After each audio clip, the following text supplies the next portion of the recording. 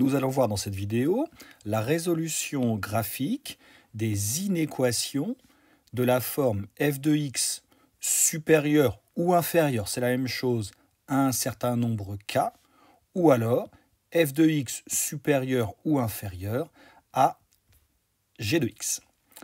Alors, dans le premier cas, étant donné la courbe représentative d'une fonction, on cherche donc les nombres x qui ont une image f de x plus grande que k.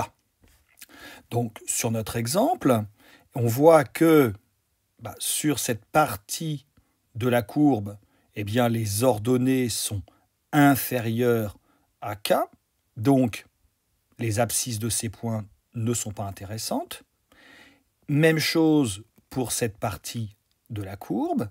Par contre, sur cette partie de la courbe, on voit que les ordonnées de ces points sont supérieures à k, ce qui veut donc dire que pour les nombres x situés ici, leurs images sont bien plus grandes que k.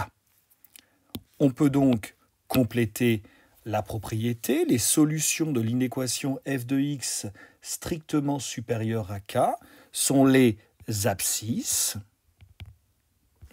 des points de la courbe CF qui ont une ordonnée, ici, strictement supérieure à k. Une petite remarque, on pourrait avoir supérieur ou égal, la méthode serait rigoureusement la même. On pourrait aussi avoir inférieur ou égal, et on aurait exactement une méthode semblable.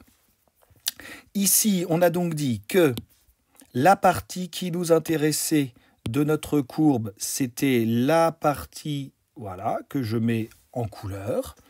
Et comme on lit les abscisses de ces points, eh bien,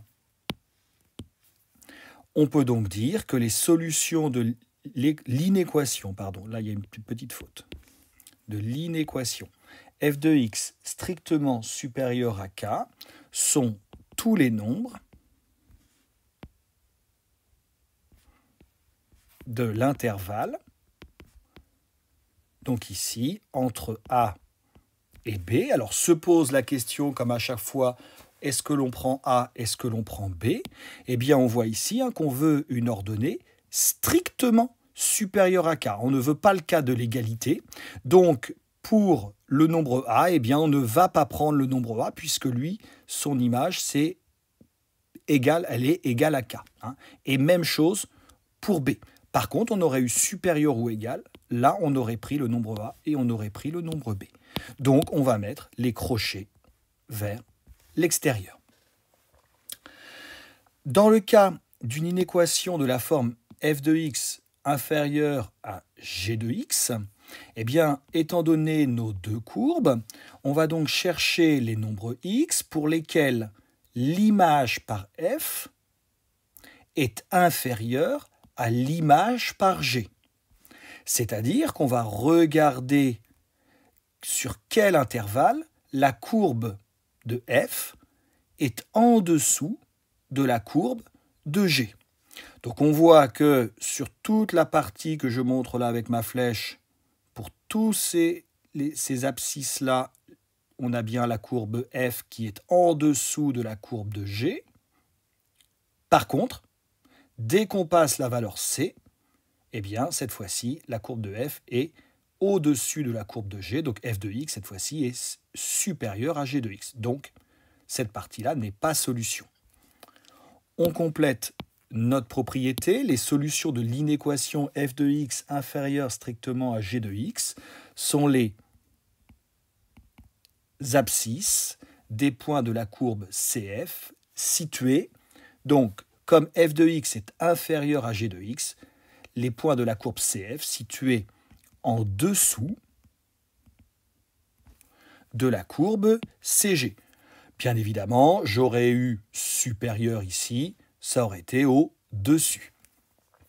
Donc, sur mon exemple, les solutions de l'inéquation, et vous corrigerez à nouveau la petite erreur, f de x inférieur strictement à g de x, sont tous les nombres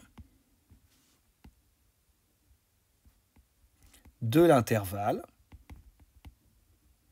Eh bien ici, on a donc un intervalle qui commence à moins l'infini et qui va jusqu'à C. Moins l'infini, le crochet est toujours vers l'extérieur. Et on se pose la question pour C. Eh bien pour C, on voit que l'image de C par F et l'image de C par G, comme on est à un point d'interrogation, elles sont égales. Veut-on l'égalité dans notre inéquation? Non. Donc ici, eh bien, on ne va pas prendre le nombre C et donc on met le crochet vers l'extérieur.